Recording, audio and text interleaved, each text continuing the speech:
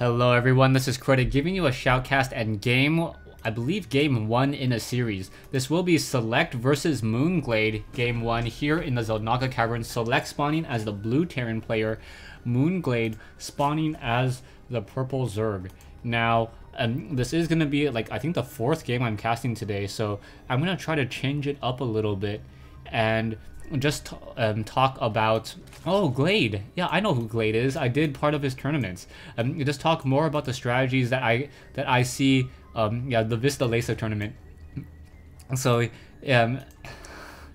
so I'm looking at this game, and I'm probably gonna try to focus on more of the strategies and see what I can glean and see what I can do in order to improve my personal gameplay. A lot of the times players wonder how to watch pro level players and and try to improve. So I am a Terran player, so why don't I go ahead and instead choose the point of view of Select and see what exactly he is trying to do. So pretty much he's setting up that standard front door, nothing too out of the ordinary just quite yet. And yeah, and I'm just going to be watching his point of view. The camera movement might be a little bit more jerky. I do not know who's going to win. So yeah, some players were trying to say, hey, why don't I do a game in first-person view? We now see a drone coming in from Glade. So Glade, he can't really handle or do anything with that one drone just quite yet. There's no Marine to try to push it back. But his front door build does indicate that he's going to go for a double racks build. And this may work out well for him, as we already see a hatchery coming in. So it looks like, yeah, it is going to be a double racks build. That drone is going to get stuck inside that base. And now Glade really needs to figure out what he wants to do in order to fend off this attack. If I was Select at this time, I'm thinking, okay, just mass units, get as many units out as I can, perhaps even try to set up a bunker in order to prevent any drones from transitioning down into the other base. Marines are currently being trained. However, an SCV now has to deal with a drone, so that drone is still just going to wander around, keep that drone alive, and keep it alive as long as I can. One Marine now giving chase through that drone. That drone will get taken down. Now, off of the double racks, at this stage, after getting a lot of SCVs on minerals, I would try to go for perhaps a double refinery into starports. Into Banshee play, because right now I'm thinking that the only way that Glade can really counter this number of Marines off of double racks this early in the game is either by going very, very heavy spine crawlers or very heavy banelings. Both fall very easily against Banshees, so that's why I suggest double starport Tech Lab build, but we'll see what exactly is happening. No, Select deciding to instead go for a command center and get a very, very strong economy going of his own. You can already see that one spine crawler is currently trying to be morphed in. The SCVs and Marines trying to get some damage, but now a large number of Zerglings are coming in. Those Marines trying to pull away and doing some great micro, getting some distance, and now one Marine able to stand stationary and able to fight back, and now those Marines really need to be microed better, but it looks like those Zerglings are going to be able to finish them all off. And now only 2 Marines to hold off a rather large number of Zerglings, and theirs was that double refinery that I was talking about. Making sure that if you are going to tech and transition, do it well and get a lot of gas. So that seems to be the strategy, and I totally agree with Select at this stage. Select, obviously the better player than I am. He can execute this all, and I can't even talk about it and look and control the mouse at the same time. SCV now taken down at that one command center there. SCV is now being transferred to each of those locations, and now those Marines really need to make their way and try to deal some damage. Zerglings is now coming in, and now the Marines can quickly jumping into that bunker. That command center should probably try to be repaired or no, canceled. I do not know if it was canceled in time, but that's gotta hurt. And knowing that you lost so much of that valuable time trying to build that command center, and now Zerglings once again coming back for more. It looks like a lot of Zerglings are going to start bleeding though and get taken down. So yeah, and like I was saying earlier, yeah, make sure that there's 3 SCVs on each refinery. Go for that factory and then go into double starport Banshees. You don't even need to bother with Cloak at this stage. You don't need Cloak just because you'd rather have 4 Banshees without Cloak than 2 Banshees with Cloak. It is the same amount of gas. It does cost more minerals, obviously, but it is the same amount of gas. And that's really what you're limited by right now. You're limited by the amount of gas that you can harvest and you want to be able to deal more damage and get that damage done. A random drone now coming in, so perhaps Glade accidentally rallied to his main base here. And now we do see a factory coming into play. That starport no, it is not being put down, so it is now another factory being brought into place. So it is not going to be Banshees, it is instead going to be Marine Tank. So Marine Tank, also a very viable option. No stim pack, those Marines are just going to be doubly pumped, and also those barracks in position to try to protect it from any Zerglings that run in. And now I'm curious as to what exactly Glade could be doing. If Glade goes for air units, that would be very, very effective, as I don't see any missile turrets in my base yet. Select perhaps needs to get an engineering bay down, if not for the weapons upgrade, as he's not going too heavy Marine, no stim pack, at least 4 missile turrets, as Mutalisks are always a very, very strong option in Terran versus Zerg, especially once the Zerg players were able to discover the magic block technique. But it looks as though, yeah, instead double training Hellions, getting that blue flame research, and now getting a large amount, sitting on a large amount of gas, and now in comes an Overlord inside the base. The Overlord getting just proper scouting information, seeing exactly what it needs to see, sees that there is double factory, doesn't have to worry about Banshees just quite yet. And now with an armory coming in, the armory is similar in function as that engineering bay, allowing the Terran player Thors in order to try to combat against the Mutalisks that which may be coming in. We now also see that engineering bay coming in as well. So I know I also have the production tab open up for the Zerg player. I'm not looking at that production tab. In comes that scanner sweep, and there is that spire. So he was able to scanner sweep the spire and also see the Baneling's nest, I believe. I think he was able to glean all that information off, and now on the move with 6 Hellions. Those Hellions are capable of dealing a lot of damage, especially against that low ground expansion. And Hellions quickly taking down one of those Zerglings, another Zergling now taken down as well.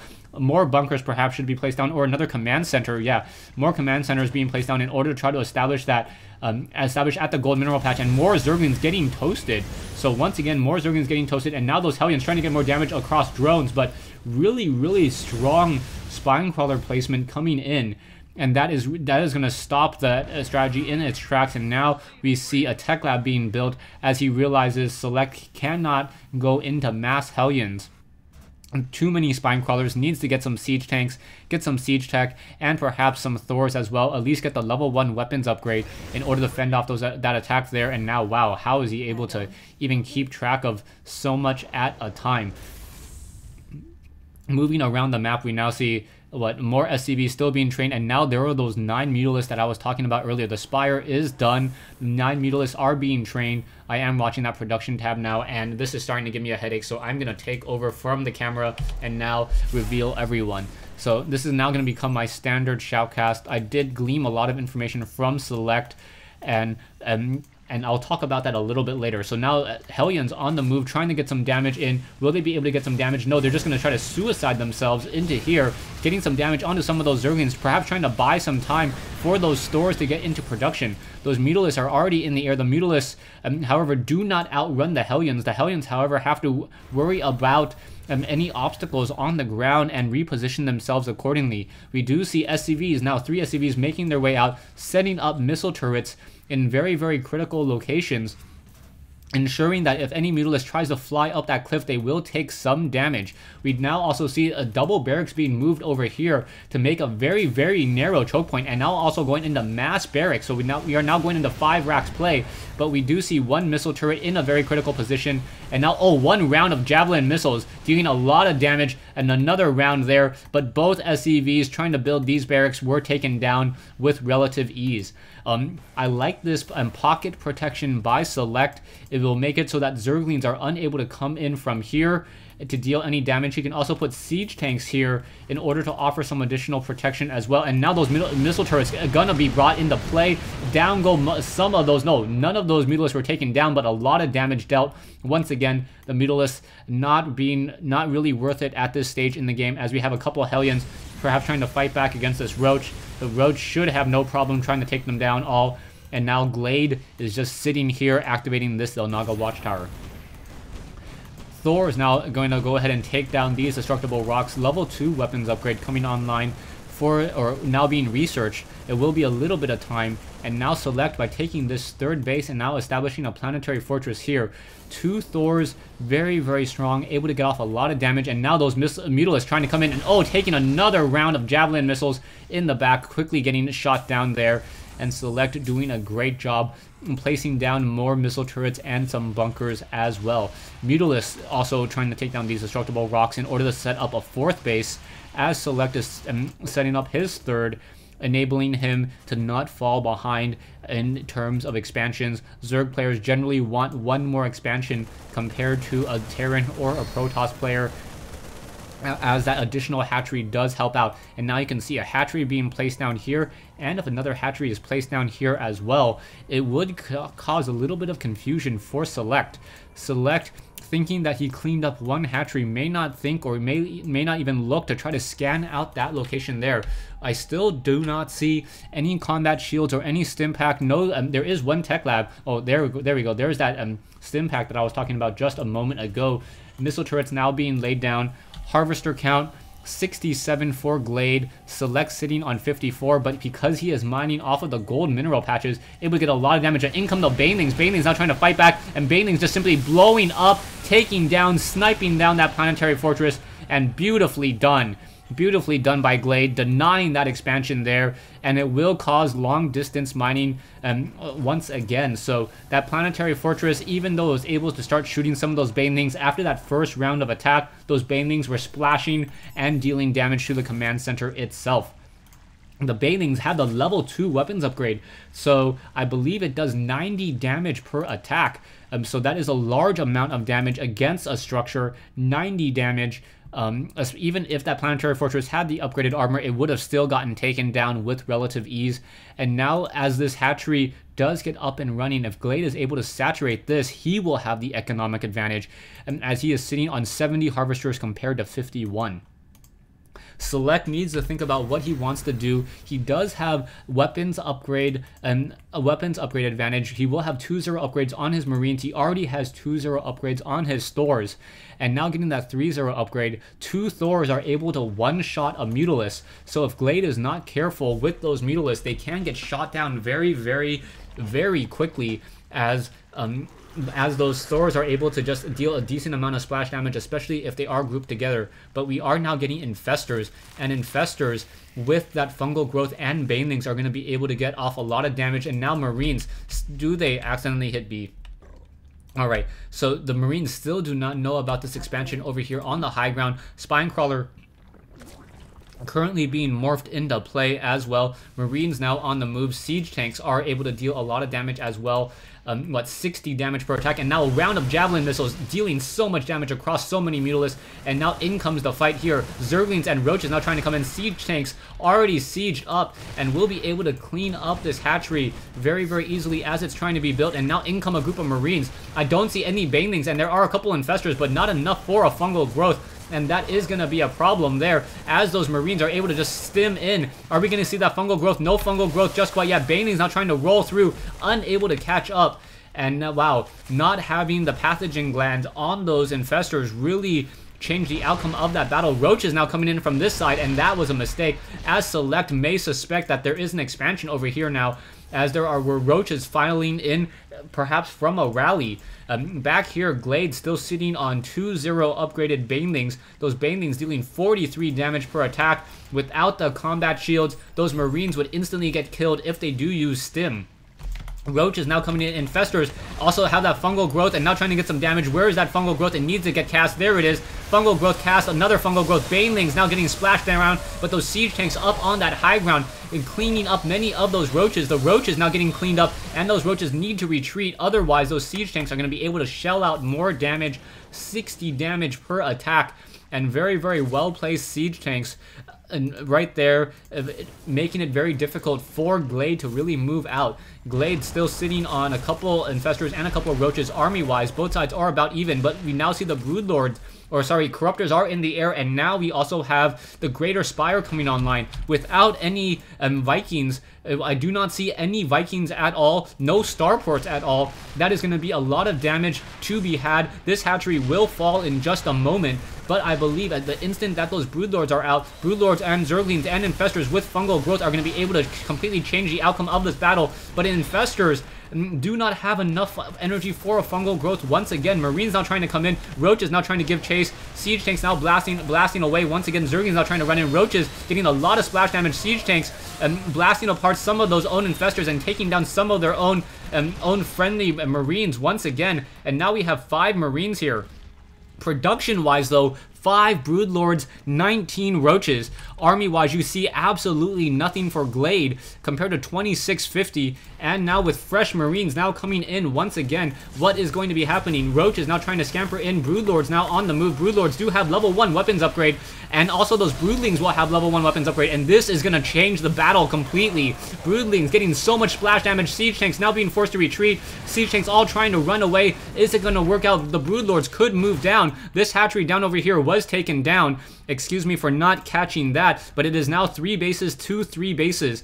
Drones now being transferred to the natural expansion over here, and now this base needs to get up and running production-wise. We now see 3 Thors now being trained. Those Broodlords, however, making their way across the map. A lot of mileage needs to come out from these Broodlords, otherwise not enough damage will be dealt. Those Broodlords are dealing 22 damage per attack, and Siege Tanks are blasting apart at some of their own SCVs as well. This is going to be a problem. SCVs are now falling to the wayside. Siege Tanks are now trying to pull back once again. Roaches coming in as well, so those SCVs unable to get that much damage in as those Broodlords just raining down Broodlings. This is a problem. Siege Tanks, oh, now those Broodlings, Marines now trying to stim in, able to get underneath one of those Broodlords taken down, another Broodlord taken down, and now only 1 Broodlord is left. Roaches need to finish off the rest of those stores. A little bit of a mispositioning there with those Broodlords, and now Glade is in trouble.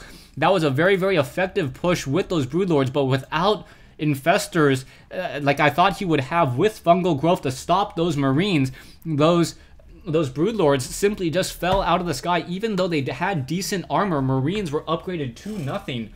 And Glade now once again in trouble. 2,050 mineral army versus 8,000. Also much larger gas, as you can see, coming in from Select as he's producing and training more units as well. Another Thor coming online. Drones now being transferred over here. More Infestors now being trained, but without the pathogen glands, things are not looking up at all for Glade. He is unable to get that critical fungal growth off. Glade now transfers some drones from his natural expansion to this low ground expansion here, but I believe with Select's commanding army and with Vikings in the air now and Marines upgraded 2-0, Siege Tanks upgraded 3-0, he can simply attack, move, and win this game. Baneling's gonna try to roll in. Siege Tanks going to make a big acid puddle of those Banelings before they even get within combat range, and that should be GG. Select doesn't stand. Select has really no way of losing unless he tries to take a nap right now.